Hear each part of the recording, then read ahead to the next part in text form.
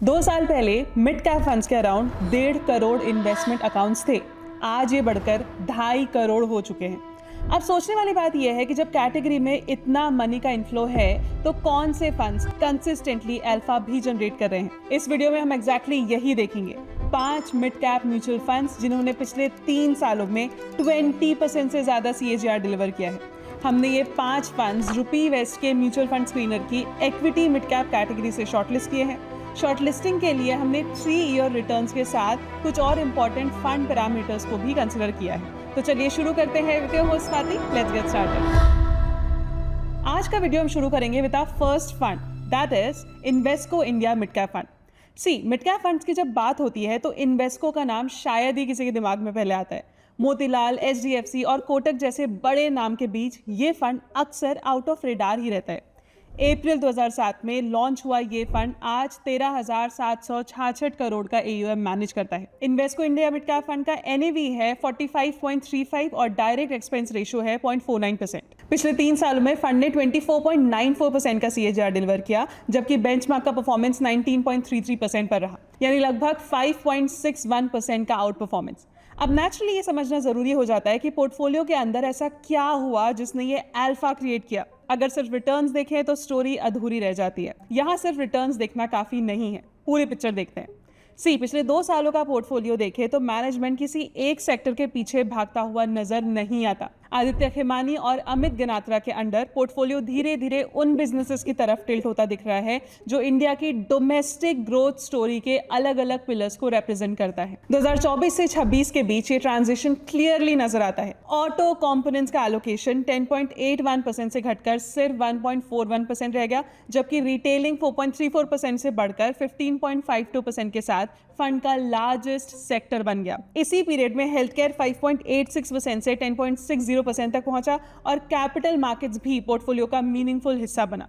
लेकिन इन चेंजेस के बीच एक चीज बिल्कुल कंसिस्टेंट रही। मैनेजमेंट ने उन बिजनेसेस को पोर्टफोलियो का कोर बनाए रखा जो एग्जीक्यूशन के थ्रू अपनी ग्रोथ स्टोरी को कंटिन्यूसली स्ट्रेंथन कर रहे थे। ट्रेंट, मैक्स हेल्थ केयर और प्रेस्टीज एस्टेट्स तीनों सालों तक पोर्टफोलियो का हिस्सा बने रहे, जबकि कुछ नए आइडियाज ग्रेजुअली ऐड भी होते गए। सबसे बड़ा एग्जाम्पल BSE लिमिटेड रहा। 2024 में इसका एलोकेशन सिर्फ 2.16% था।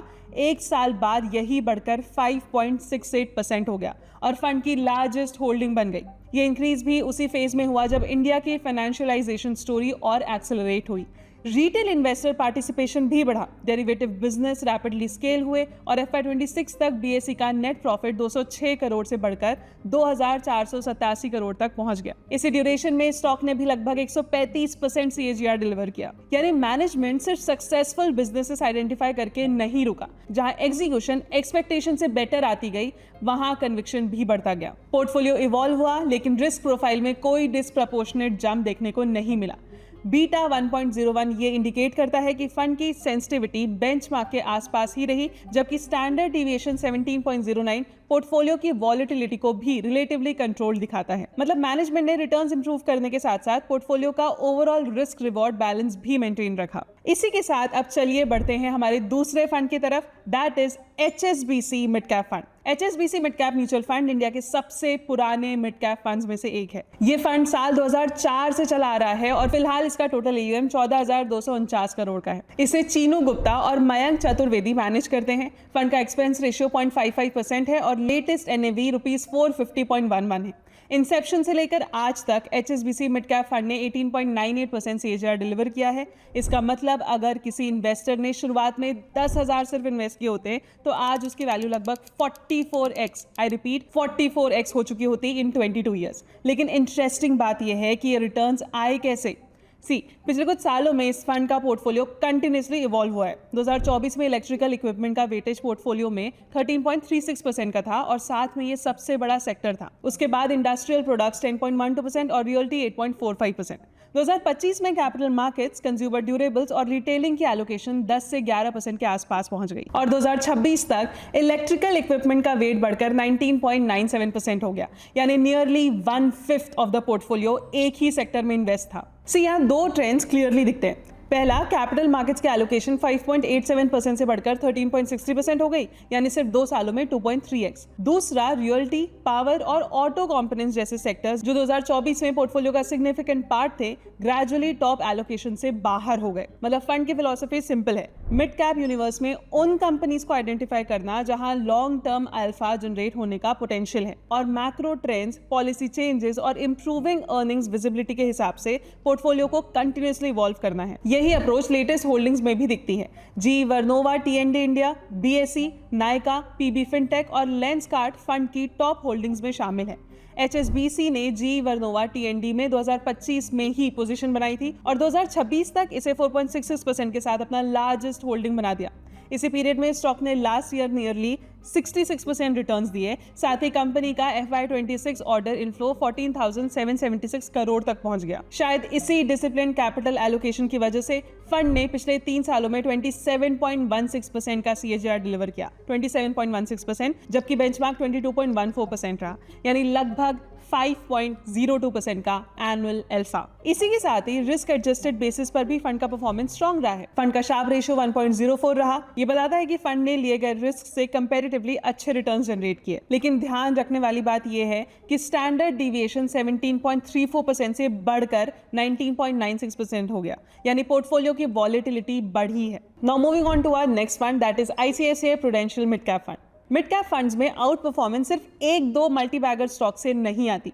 कई बार डिफरेंस उन डिसीजन से बनता है जो फंड मैनेजर पोर्टफोलियो के अंदर क्वाइटली लेते रहता है। ICICI मिड कैप फंड भी कुछ ऐसी ही स्टोरी बताता है। जुलाई में फंड का AUM 7,845 करोड़ के आसपास पहुंच चुका है और इसका NAV 333.24 है। साथ ही 0.89% का डायरेक्ट एक्सपेंस रेशियो ये भी इंडिकेट करता है कि एक्टिव मैनेजमेंट के लिए इन्वेस्टर्स कोई सिग्निफिकेंट प्रीमियम पे नहीं कर रहे थे। शायद इसी डिसिप्लिन अप्रोच का इंपैक्ट परफॉर्मेंस में भी दिखा, जहां फंड ने पिछले 3 सालों में 21.59% का CAGR डिलीवर किया, जबकि बेंचमार्क 18.09% पर रहा। लेकिन इंटरेस्टिंग बात फंड के साइज की नहीं है। सवाल यह है कि पिछले 3 सालों में इसने बेंचमार्क से लगभग 3.5% ज्यादा CAGR डिलीवर कैसे किया। इसका जवाब पिछले 3 सालों के पोर्टफोलियो एवोल्यूशन में छुपा हुआ है। अगर 2024 से 26 तक के पोर्टफोलियो को कंपेयर करें तो एक पैटर्न क्लियरली सामने आता है।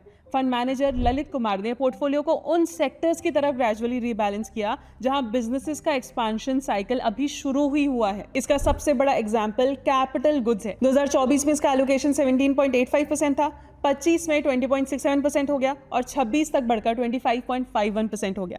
As a matter of fact ये इंक्रीज एग्जैक्टली उस पीरियड में हुआ जब इंडिया का कैपिटल गुड्स साइकिल भी एक्सेलरेट कर रहा था। FY24 के 9.5 लाख करोड़ से बढ़कर FY26 तक सेंट्रल गवर्नमेंट का कैपिटल आउटले 11.21 लाख करोड़ तक पहुंच गया। पावर, रेलवेज और इंफ्रास्ट्रक्चर में बढ़ते इन्वेस्टमेंट्स ने कैपिटल गुड कंपनीज के ऑर्डर इनफ्लोज और एग्जीक्यूशन पाइपलाइन को स्ट्रॉन्ग सपोर्ट दिया है। यानी कंपनीज के पास नए ऑर्डर्स के साथ ही अगले कई सालों की रेवेन्यू विजिबिलिटी भी इंप्रूव हो रही थी। इसी स्ट्रैटेजी का रिफ्लेक्शन फंड की होल्डिंग्स में भी दिखता है। जिंदल स्टील एंड पावर तीनों सालों तक फंड की टॉप होल्डिंग्स का हिस्सा बना रहा। इसी ड्यूरेशन में कंपनी ने अंगुल प्लांट एक्सपेंशन के थ्रू अपने crude steel capacity 9.6 million ton से बढ़कर 15.6 मिलियन टन तक पहुंचाई। साथ ही रॉ मटेरियल इंटीग्रेशन और डाउनस्ट्रीम कैपेसिटी एक्सपेंशन पर भी अग्रेसिवली काम किया। दोस्तों, मार्केट ने भी इस एग्जीक्यूशन को रिवॉर्ड किया और 2024 से 26 के बीच जिंदल स्टील के स्टॉक ने अराउंड 70% का रिटर्न दिया। यानी फंड की कन्विक्शन शेयर प्राइस के साथ बिजनेस के एक्सपांडिंग स्केल और एग्जीक्यूशन पर भी नजर आती है। कैपिटल गुड्स के साथ साथ फाइनेंशियल सर्विसेज का एलोकेशन भी 8.27% से बढ़कर 21.74% हो गया। इसी पीरियड में इंडिया की फाइनेंशियलाइजेशन भी एक्सेलरेट हुई और लेटेस्ट पोर्टफोलियो में BSE और MCX जैसे बिजनेस टॉप होल्डिंग्स का हिस्सा बन गए। शायद इसी चेंजिंग पोर्टफोलियो पोजिशनिंग का इंपैक्ट रिटर्न्स में भी दिखा। 18.63% के स्टैंडर्ड डिविएशन के साथ फंड की ओवरऑल वॉलेटिलिटी कंट्रोल रही। वहीं शार्प रेशियो 0.98 कैटेगरी के कंपैरिजन में बेटर था, जो ये इंडिकेट करता है कि आउट परफॉर्मेंस सिर्फ हायर रिस्क लेकर नहीं बल्कि पोर्टफोलियो के एफिशिएंट एलोकेशन और स्टॉक सिलेक्शन के सपोर्ट से हुई। अब बात करते हैं इस लिस्ट के सबसे यंग फंड की, that is White Oak Capital mid cap fund. White Oak mid cap fund category के रिलेटिवली नए फंड्स में से एक है। 2022 में लॉन्च हुआ ये फंड अभी अपनी जर्नी के शुरुआती फेज में ही है, लेकिन इतने कम समय में भी इसने अपनी अलग पहचान बना ली है। जुलाई में फंड का AUM 6,171 करोड़ तक पहुंच चुका है, जबकि NAV 21.67 और डायरेक्ट एक्सपेंस रेशियो सिर्फ 0.49% रहा। रिलेटिवली नया फंड होने के बाद भी पिछले 3 सालों में इसने 21.84% का CAGR डिलीवर करते हुए बेंचमार्क के 18.09% रिटर्न को पीछे छोड़ दिया। अब नेचुरली क्यूरियोसिटी ये होती है कि इतने कम ट्रैक रिकॉर्ड के बाद भी फंड ने ये एज आखिर कैसे बिल्ड किया? Well, the answer lies inside its portfolio. White Oak के फंड मैनेजर्स रमेश मंत्री, पीयूष बरनवाल और तृप्ति अग्रवाल किसी एक सेक्टर का विनर ढूंढने के बजाय अलग अलग बिजनेस साइकिल्स के विनर्स को एक ही पोर्टफोलियो में कंबाइन करने की कोशिश करते दिखते हैं। इसी वजह से फंड के इन्वेस्टमेंट फिलॉसफी भी बॉटम अप स्टॉक सिलेक्शन और pro cyclical plus counter cyclical businesses के बैलेंस मिक्स पर बेस्ड है। अगर 2024 से 26 तक की इंडस्ट्री एलोकेशन कंपेयर करें तो कोई भी सेक्टर पोर्टफोलियो पर डोमिनेट करता हुआ नहीं दिखता है। जी हाँ, फार्मास्यूटिकल्स एंड बायोटेक्नोलॉजी का एलोकेशन 6.81% से बढ़कर 11.17% हुआ, लेकिन इसी के साथ रिटेलिंग, कैपिटल मार्केट्स और इलेक्ट्रिक इक्विपमेंट भी ग्रेजुअली स्ट्रॉन्गर होते गए। ये वही फेज था जब ऑर्गेनाइज्ड रिटेल अपनी प्रेजेंस टियर 2 और टियर 3 सिटीज तक बढ़ा रहे थे और रिटेल इन्वेस्टर की पार्टिसिपेशन नए रिकॉर्ड्स बना रही थी। इन सिंपल वर्ड्स, फंड किसी एक ट्रेंड पर डिपेंडेंट नहीं था। पोर्टफोलियो के पास मल्टीपल ग्रोथ इंजन्स थे और ये सिर्फ सेक्टर एलोकेशन तक लिमिटेड नहीं रहा। 2024 में CG power, max healthcare, persistent systems और मुथूट फाइनेंस टॉप होल्डिंग्स का हिस्सा थे। 2 साल बाद Phoenix Mills, Bharti Hexacom, PB fintech और फोर्टिस हेल्थकेयर भी पोर्टफोलियो के की कंट्रीब्यूटर्स बन गए। Phoenix Mills organised retail consumptions और स्ट्रॉन्ग लीजिंग मोमेंटम का बेनिफिशियरी बना, जबकि PB फिनटेक इंश्योरेंस डिस्ट्रीब्यूशन और डिजिटल क्रेडिट इकोसिस्टम के रैपिड स्केल अप से बेनिफिट करता दिखा। मतलब मैनेजमेंट का फोकस सिर्फ विनर्स ढूंढने पर नहीं था, पोर्टफोलियो को इस तरह बिल्ड किया गया था कि अलग अलग ग्रोथ ड्राइवर्स एक दूसरे को कॉम्प्लीमेंट कर सकें। पोर्टफोलियो कंस्ट्रक्शन का फायदा रिस्क मैट्रिक्स में भी नजर आया। अपसाइड कैप्चर रेशियो 103 और डाउनसाइड कैप्चर रेशियो 83 ये इंडिकेट करते हैं कि फंड ने रैलीज में बेंचमार्क से बेटर पार्टिसिपेट किया, लेकिन करेक्शंस में कंपैरेटिवली लोअर डाउनसाइड एक्सपीरियंस की। इसी बैलेंस ने पिछले 3 सालों की आउट परफॉर्मेंस को भी सपोर्ट किया। अब बात करते हैं इस लिस्ट के आखिरी फंड की, जो है Edelweiss mid cap fund. Size के हिसाब से ये भी काफी प्रोमिनेंट फंड है, जिसका AUM जून 2026 तक 17,769 करोड़ तक पहुंच चुका था। लेकिन नंबर्स को थोड़ा और ध्यान से देखें तो पिक्चर और क्लियर होती है।